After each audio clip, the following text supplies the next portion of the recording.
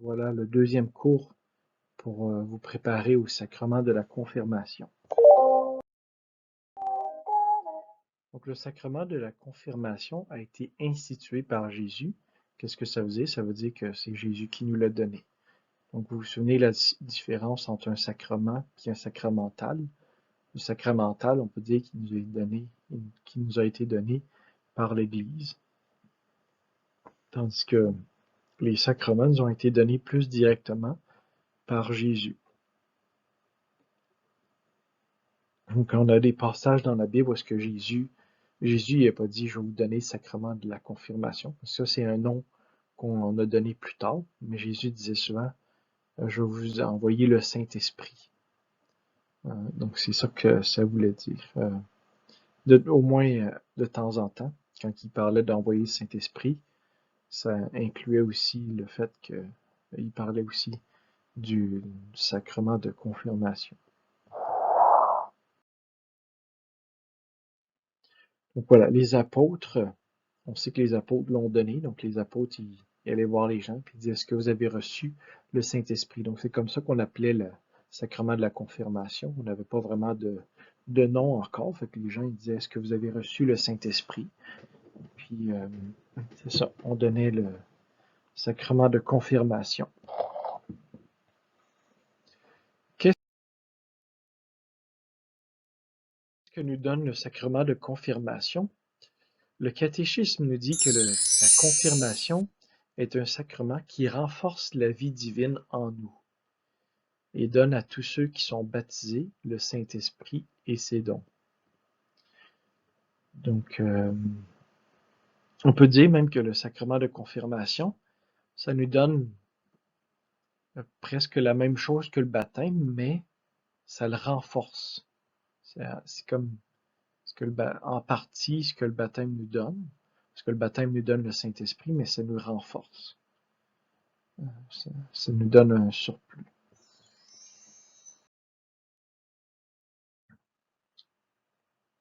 Là, on se souvient qu'il y a des sacrements qui donnent l'état de grâce, puis il y en a d'autres qui l'augmentent, l'état de grâce. Qu'est-ce que ça veut dire, l'état de grâce?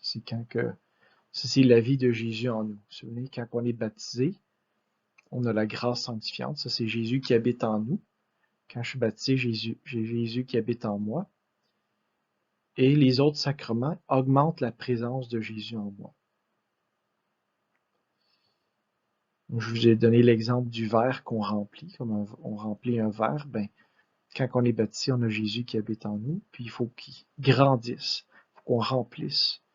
Donc la confirmation va augmenter la vie de Jésus en nous.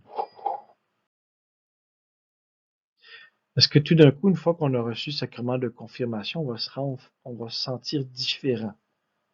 Pas nécessairement. Ça se peut que certains aient eu une grâce spéciale de se sentir différent, mais la plupart du monde ne se sentent pas différents. Pourquoi? Mais parce que c'est plutôt le sacrement de confirmation va planter des graines. C'est comme s'il plante des petites graines dans notre âme, mais il va falloir les faire pousser, ces graines-là. Donc le Saint-Esprit va venir dans nous par la confirmation. Il va planter des petites graines. Puis si on les fait pas pousser, on s'améliore pas vraiment. Donc ça sert, si on fait pas d'effort, le sacrement est quasiment inutile. Donc,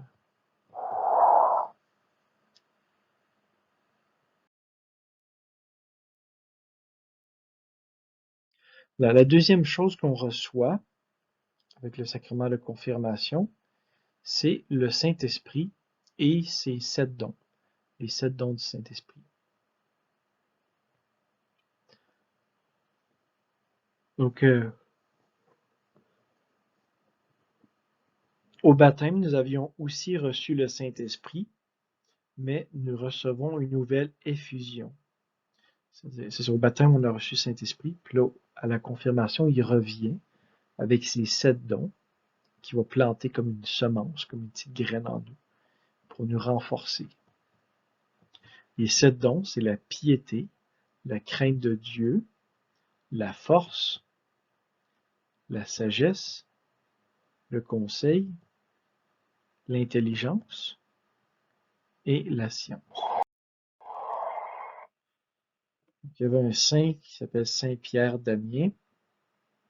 Lui dit, le baptême nous donne aussi le Saint-Esprit. Le baptême nous fait temple du Saint-Esprit.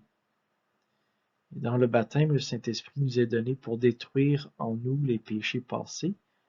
Dans la confirmation, au contraire, nous le recevons comme une défense contre de nouveaux péchés. Vous voyez, le baptême est venu détruire le péché originel. Donc, le baptême nous a donné le Saint-Esprit qui a détruit le péché originel. Et la confirmation va nous renforcer pour éviter qu'on fasse d'autres péchés.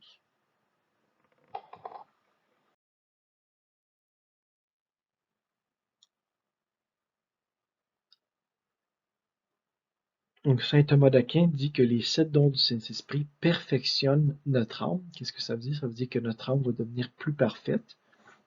C'est-à-dire qu'il va y avoir toutes ces petites semences-là, les petites graines qui vont être plantées pour nous aider à grandir, à devenir un saint, puis à mieux résister aux tentations du démon et à mieux écouter les inspirations du Saint-Esprit.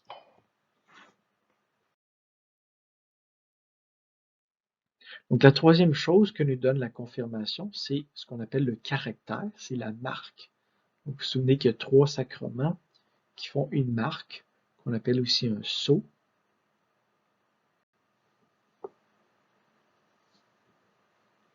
Et ces 3 sacrements sont le baptême, la prêtrise, donc le fait d'être prêtre, et la confirmation.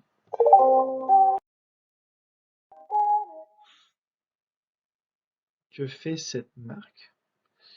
Donc, cette marque-là va rester pour toujours. Même ceux qui sont en enfer, ils vont avoir encore la marque de la confirmation. Donc, c'est une marque spirituelle. Donc, c'est comme, c'est pas, je vous donne l'exemple d'une tache comme ça, mais c'est pas une tache qui va être sur votre âme. C'est une marque, au contraire, même c'est quelque chose qui va rajouter de la beauté à votre âme. Nous, on est humains, fait qu'on sait pas trop, on a de la misère à savoir c'est quoi exactement la marque. On sait que c'est une nouvelle beauté qui va être rajoutée à l'âme. Et cette marque-là va toujours rester. Même si je fais un péché mortel, je ne la perds pas. Je ne perds pas cette marque.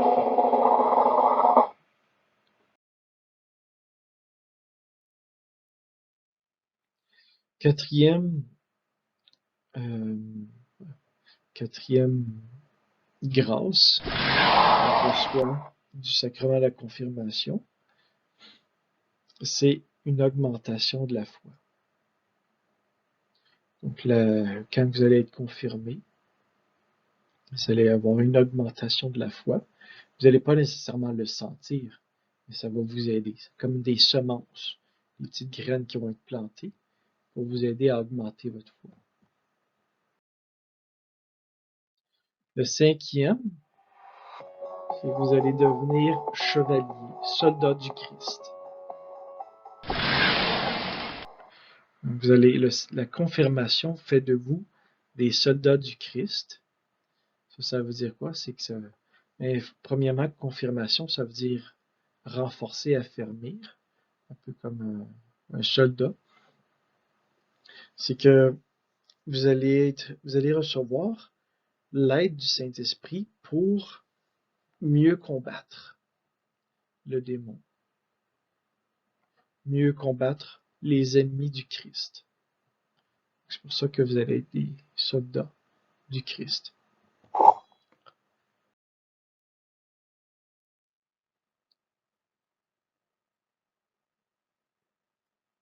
Et Saint Paul en parle un peu.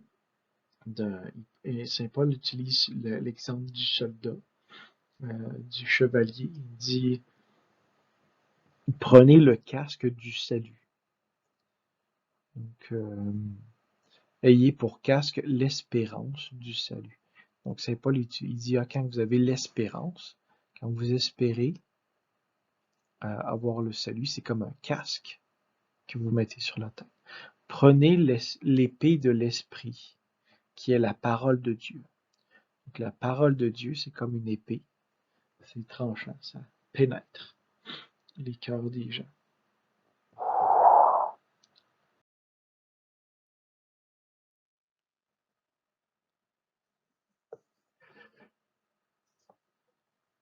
Donc, c'est vrai, je vous disais tantôt que quand vous allez recevoir le sacrement de confirmation, vous n'allez pas nécessairement sentir quelque chose. Vous n'allez pas vraiment, je pense la plupart, vous n'allez pas vous sentir différent. Mais, ça arrive des fois que le bon Dieu nous fait sentir différents. Vous savez par exemple que les apôtres, ils ont reçu le Saint-Esprit à la Pentecôte, et avant de recevoir le Saint-Esprit, ils avaient peur, ils se cachaient.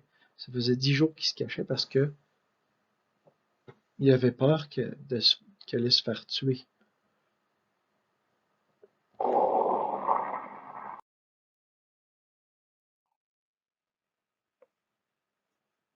Donc, 10 jours plus tard, à la Pentecôte, le bon Dieu a envoyé le Saint-Esprit qui est descendu sur eux, comme des langues de feu, qu'on appelle. Chaque apôtre avait comme une petite langue de feu au-dessus de la tête. Et là, après ça, les apôtres étaient rendus pleins d'énergie, pleins de courage pour parler du bon Dieu. Ils n'avaient plus peur d'être tués pour le bon Dieu. Ils n'avaient plus peur d'être torturés pour le bon Dieu. Et eux autres, ils ont été complètement transformés. Donc, je pense pas que c'est là qu'ils ont reçu le sacrement de confirmation. Là, ils ont juste reçu le Saint-Esprit qui est revenu une nouvelle fois avec des nouvelles forces. Et là, la Bible nous dit que Saint-Pierre il est sorti dehors, puis il a donné un grand discours, qui a converti 3000 personnes.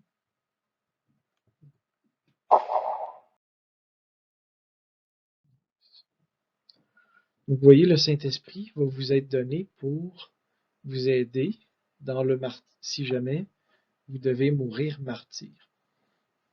Je vous ai mis des photos des Cristeros. Donc, les Cristeros, c'est les Mexicains au début des années 1900 qui se sont fait empêcher d'aller à l'église.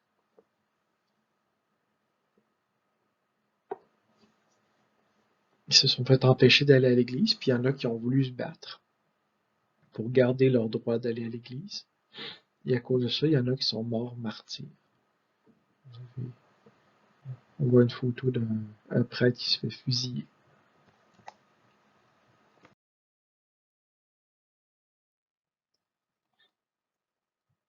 Je vous ai mis une photo de Saint Laurent. Saint Laurent qui était un saint diacre qui, à un moment donné, s'est fait arrêter par les Romains. Il s'est fait menacer s'il ne rejetait pas sa foi. Puis il n'a pas voulu rejeter le bon Dieu. Et ils l'ont mis sur un grill pour le griller vivant.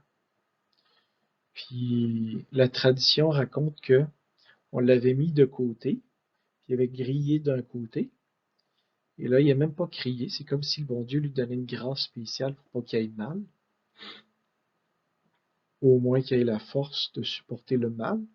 Et pour ça, il s'est retourné puis il a dit, je suis cuit de ce côté-là, retournez-moi de bord. Tournez-moi de l'autre côté, je suis cuit de ce côté-là.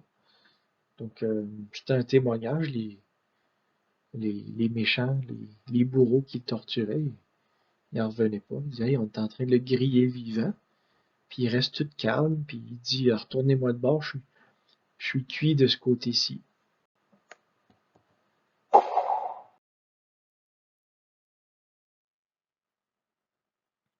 Vous avez ici un petit garçon, même qui était mort martyr, il était jeune, il avait votre âge, peut-être un petit peu plus vieux, il avait 14 ans. Et c'est un Christero, justement, qu'on vient de voir. Et lui, il s'est fait torturer pour rejeter le Christ, puis il n'a jamais voulu rejeter le Christ. Il a dit vive le Christ roi, c'était ses derniers mots. Et après ça, ils l'ont tué.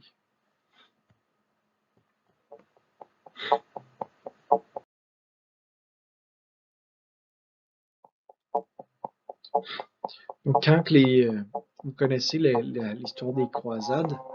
Donc, quand les musulmans ont pris Jérusalem, puis ils ont maltraité les chrétiens à Jérusalem, puis en Terre Sainte.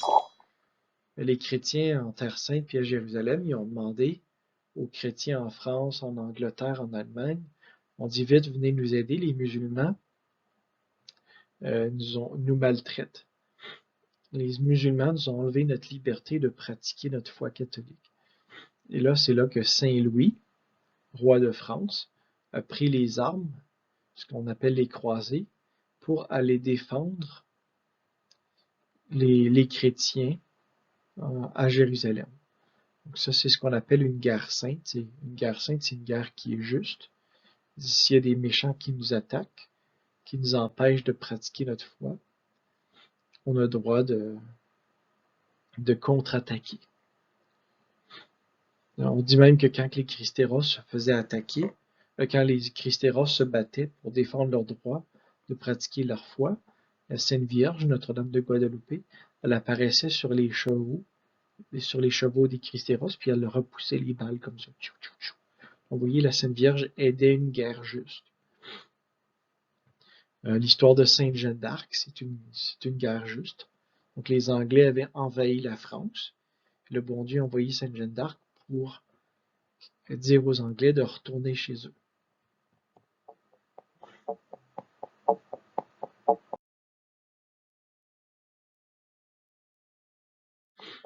Vous connaissez aussi l'histoire de la bataille de Lépante. Donc, c'était en 1571. Il y avait les musulmans qui se préparaient à attaquer les chrétiens en Europe. Vous voyez ici, c'est l'Empire ottoman qu'on appelait. Les musulmans ont pris les armes et les musulmans venaient avec 300 bateaux pour attaquer les chrétiens en Europe. Et là, le pape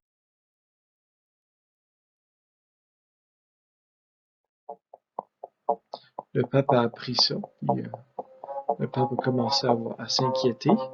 Il dit les musulmans s'approchent. Donc là, le pape va demander aux chrétiens de faire une armée.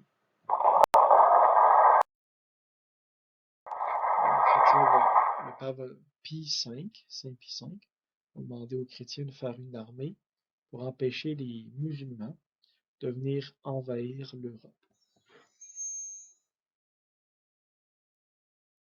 Et là, le pape a demandé que pendant que l'armée chrétienne allait combattre les musulmans, il a demandé que les gens, les fidèles, fassent des jeûnes, des prières, les prêtres aussi, les religieux, les fidèles, tous les catholiques, fassent des jeûnes et des prières pour que la Sainte Vierge donne la victoire. Il va demander aussi de prier le chapelet en public. Et là, le pape a eu une vision. Il y a un ange qui lui a montré une vision de la bataille. Comment est-ce que la bataille de l'Épante allait se dérouler. Puis le pape a vu dans une vision que les chrétiens ont remporté la victoire très facilement, grâce à la Sainte Vierge. Mais pourtant, les musulmans étaient plus nombreux. Les chrétiens avaient seulement 213 bateaux, alors que les musulmans avaient 300 bateaux.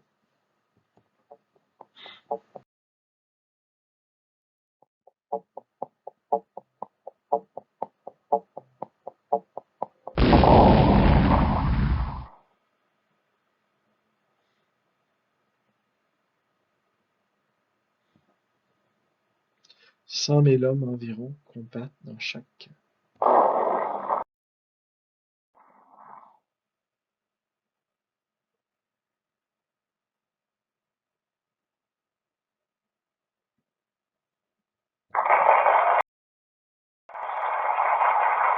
C'était la victoire totale des chrétiens contre les musulmans. Et le chef, l'amiral turc Ali Pacha, est décapité. 15 000 chrétiens captifs sont libérés. à peine un tiers, c'est-à-dire un bateau sur trois des musulmans ont survécu et ont pu s'enfuir.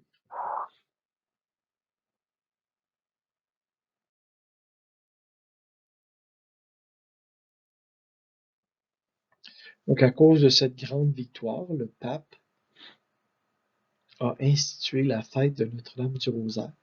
La victoire a eu lieu le 7 octobre. Le pape éventuellement va faire une fête en Notre-Dame du Rosaire, qui est le 7 octobre.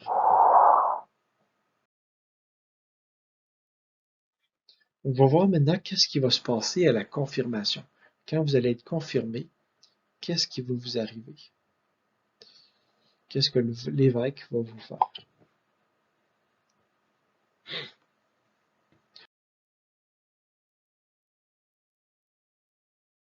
Premièrement, l'évêque va rentrer dans l'église, il va aller à l'autel, il va se mettre à genoux, vous allez être dans les bancs, et là l'évêque va faire une prière au Saint-Esprit. Il va chanter un chant au Saint-Esprit qui est le Veni Creator. Veni Creator Spiritus. Donc ça va être ça le chant. Puis ça va être un chant qui va durer à peu près 5 minutes.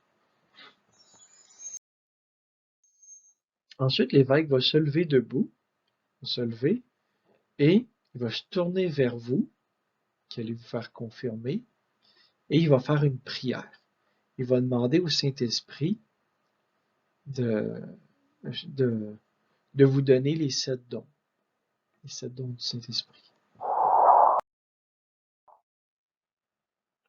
Il va mettre les mains en marche, comme ça. Il va vous imposer les mains, qu'on appelle. Et il va faire une prière. Il va dire au bon Dieu, donnez-leur l'esprit de sagesse et d'intelligence. Et là, vous allez dire Amen. Donnez-leur l'esprit de conseil et de force. Amen. Vous voyez, c'est les 7 dons du Saint-Esprit. Donc, ce geste-là, c'est un geste qui existait dans l'Ancien Testament. On faisait ça quand on bénissait quelqu'un dans l'Ancien Testament. Vous connaissez l'histoire d'Ésaü et Jacob, quand leur papa Isaac les a bénis. Donc, il y avait les mains. Quand le papa Isaac a béni Jacob, il a imposé les mains.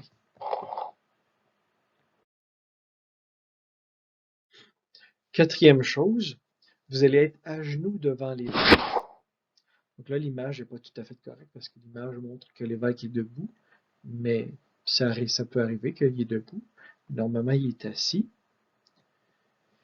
Et il va vous mettre les 4 doigts sur la tête et avec le front, avec le pouce, pardon, il va vous mettre les 4 doigts sur le front et avec le pouce, il va vous faire un signe de croix sur le front, avec de l'huile sur le pouce.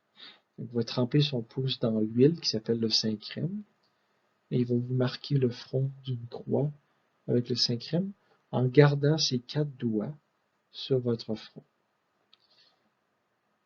Et là, il va dire votre nom, il va dire par exemple Paul, je vous marque du signe de la croix et je vous confirme par le crème du salut, au nom du Père et du Fils et du Saint-Esprit.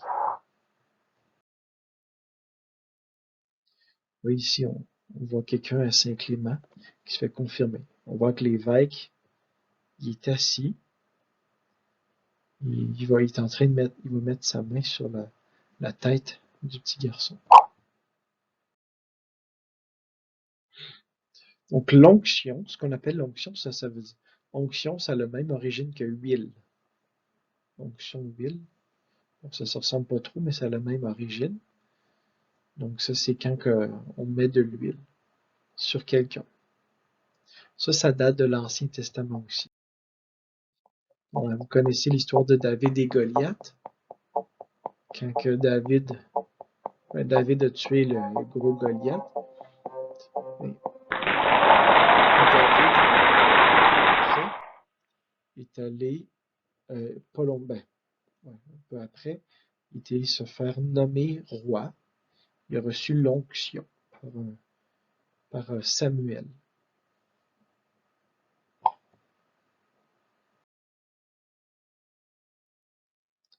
Donc l'huile, on l'utilisait aussi pour consacrer un prophète.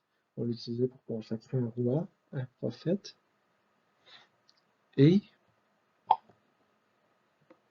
un prêtre.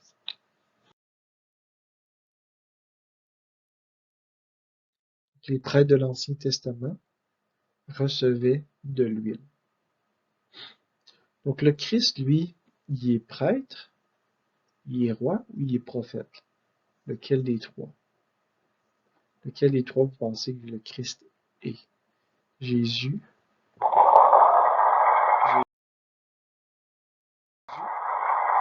et les trois.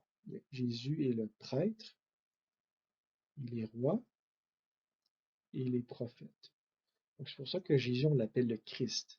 Christ, c'est un mot dans une langue qui s'appelle la langue grecque, qui veut dire celui qui a reçu l'huile.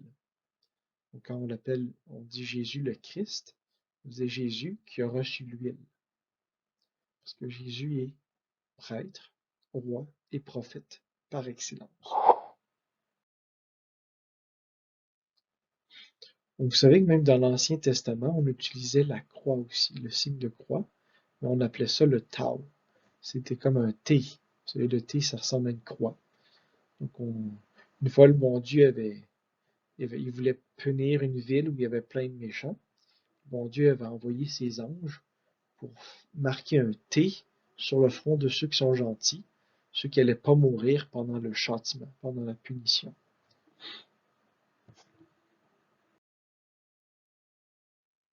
Le soufflet. Qu'est-ce qu'un soufflet? Un soufflet, c'est une claque, une petite tape sur la joue. Donc, l'évêque, une fois qu'il vous a mis l'huile sur le front, il va vous donner une petite tape sur la joue. Et là, vous allez dire Amen. Donc, d'où vient la petite tape, le soufflet? On pense que ça vient des soldats, des chevaliers.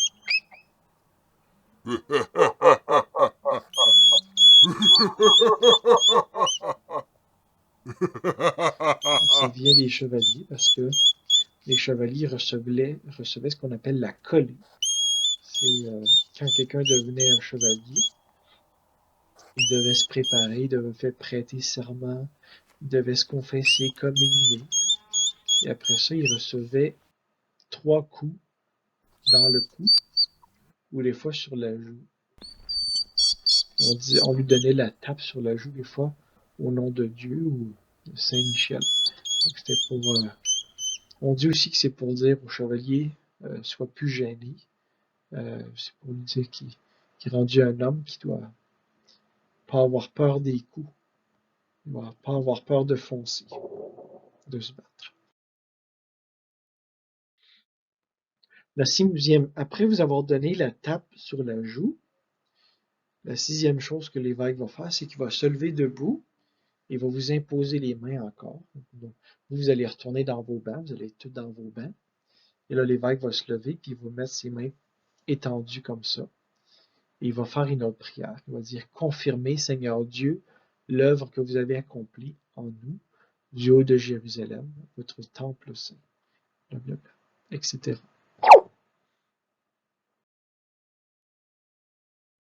Et ensuite, la 7e chose que l'évêque va faire, c'est qu'il va vous donner la bénédiction finale. Et avant de continuer la messe, avant de commencer la messe, parce que tout de suite après la bénédiction, l'évêque va dire la messe. Mais avant de commencer la messe, l'évêque va vous dire de réciter un Je crois en Dieu, un Notre Père et un Je vous salue Marie. Et ça se peut qu'il le fasse en même temps. Vous dites, on va le faire ensemble.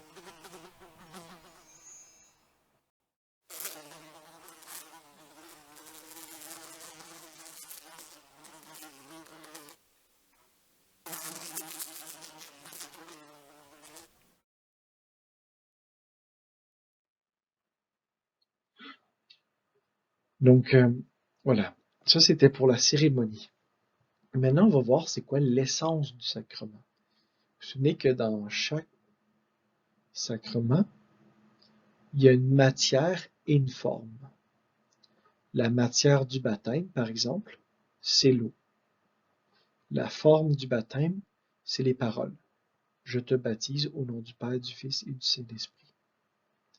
Donc, la confirmation a aussi une matière. La matière de la confirmation, c'est l'huile, le Saint-Crème, et la main sur la tête. Donc, on a besoin des deux. On a besoin de la main sur la tête, puis on a besoin de l'huile sur le front. Ça, c'est la matière. Donc, ici, je viens de vous dire, matière et forme. Donc, la forme, c'est les paroles. Donc, l'évêque va dire, je te signe, je te marque du signe de la croix. Paul, je te marque du signe de la croix, etc.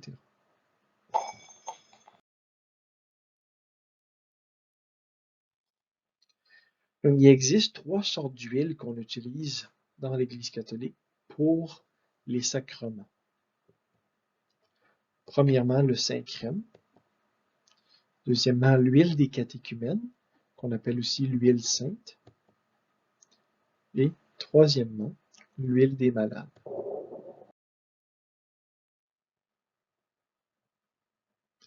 L'huile des malades est utilisée pour quoi? Pour quel sacrement? Le sacrement des malades, évidemment. Donc, on appelle aussi l'extrême onction. L'huile des catéchumènes est utilisée pour quoi? On l'utilise au baptême, mais au baptême est utilisé comme un sacramental. Le Saint-Crème est utilisé dans 3 sacrements. Le Saint-Crème est utilisé pour le baptême, pour la confirmation, pour l'ordination, la prêtrise.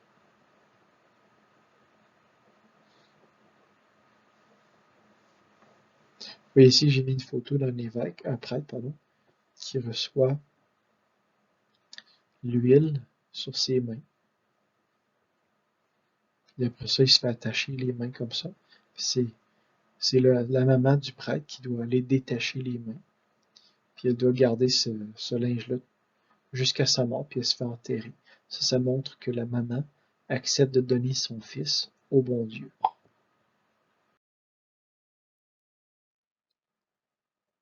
Qu'est-ce qui se passe si l'évêque se trompe de sorte d'huile? Le sacrement est invalide. Si l'évêque ou le prêtre se trompe de sorte d'huile, ça n'a pas marché. Ou pour la confirmation. Donc pour le baptême, l'huile n'est pas absolument nécessaire. On l'utilise comme un sacramental. Pour la prêtrise non plus, n'est pas absolument nécessaire. C'est quand la matière, c'est quand l'évêque met les mains sur la tête. Le Saint-Crème est utilisé aussi pour consacrer les églises, les autels. Donc, il y avait, quand on vient de construire un nouvel autel, on met 5 bouts de feu. On fait 5 petits tas qu'on allume, un feu comme ça. Ça veut dire, c'est comme les 5 plaies du Christ. Une fois, j'ai entendu une histoire d'un prêtre à Vancouver qui il venait de faire construire un nouvel hôtel, puis il voulait le faire consacrer, puis il savait pas, il pensait qu'il fallait en mettre partout de l'huile, puis il en a mis partout, puis l'hôtel était rendu couvert de feu. Heureusement, c'était un hôtel en pierre, fait que ça n'a pas détruit l'hôtel.